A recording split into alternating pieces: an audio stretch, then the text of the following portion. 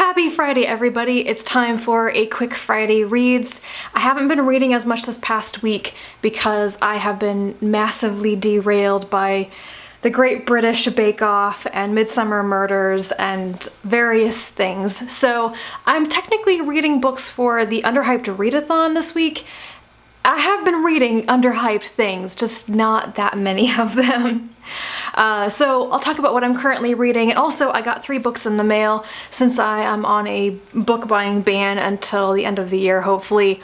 I won't be getting large amounts of books, but I have some pre-orders and 3 of them came a couple of days ago and they're pretty, so I want to show them to you. The first piece of book mail is Women of Futures Past, an anthology edited by Christine Catherine Rush. This is one of my anticipated releases that I talked about in my last video about 2016 releases, and I was really excited about it because the list of people in it is awesome. It's shorter than I thought it would be, but I think the stories have been very carefully selected. I'm going to share with you the table of contents because I think I always want to know what's actually in collections like this. This has The Indelible Kind by Zena Henderson, which I've never read anything by her. The Smallest Dragon Boy by Anne McCaffrey, which I probably have read, but maybe when I was about 11. Out of All Them Bright Stars by Nancy Kress. Angel by Pat Cadigan. Cassandra by C.J. Cherry. Shambleau by C.L. Moore. This story is from 1933, so it's by far the oldest story in this collection. The Last Days of Shandakor by Lee Brackett, another author I really want to try reading. All Cats Are Grey by Andre Norton. Aftermaths by Lois McMaster Bujold, which is the short story usually included at the end of Shards of Honor. The Last Flight of Dr. Ein by James Tiptree Jr. This is one of the first stories, it might be the first story in the collection, when Her Smoke Grows Up Forever, and definitely one of my favorite ones from that. It was really good.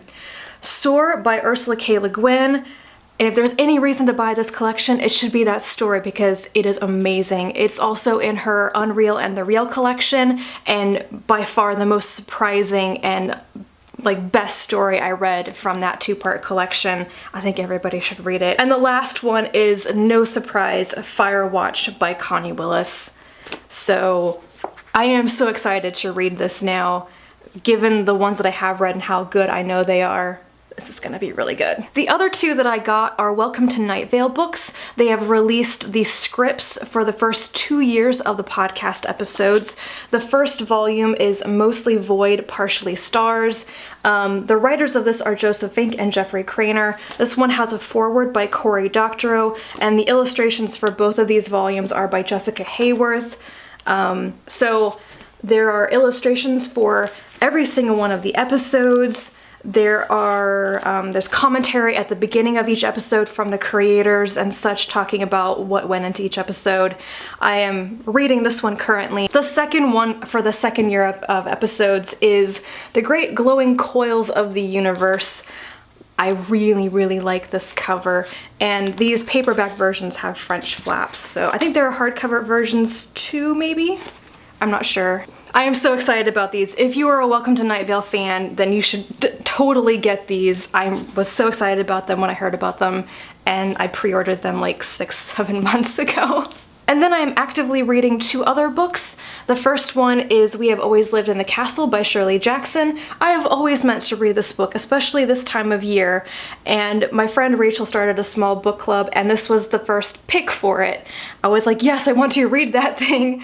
So I've only read the first chapter, and I am already really impressed by their writing. I'm just totally absorbed in the story already, and the character, Mary Catherine. I don't know what's really going on yet, but it's so interesting.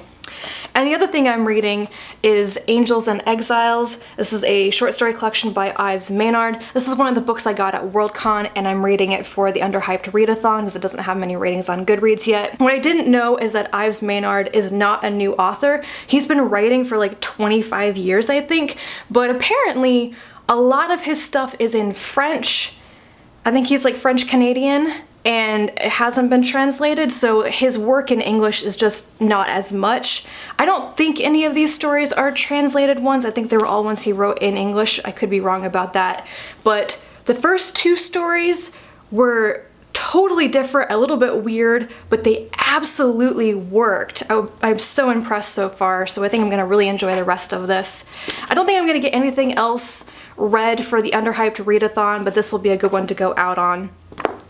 And that reminds me, this weekend, tomorrow on Saturday at 1 p.m. Central, which is 7 p.m.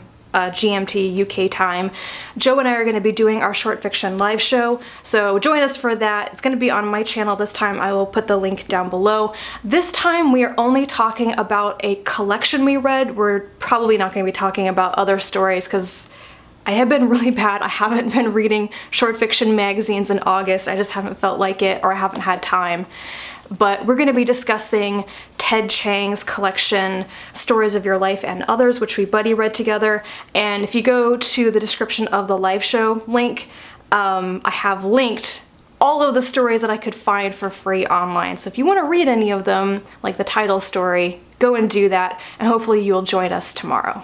I'm going to be really busy for a while with some of these great things. So that is my Friday reads. Let me know what you are reading, let me know what you're up to this weekend, and I will talk to you again soon. Bye.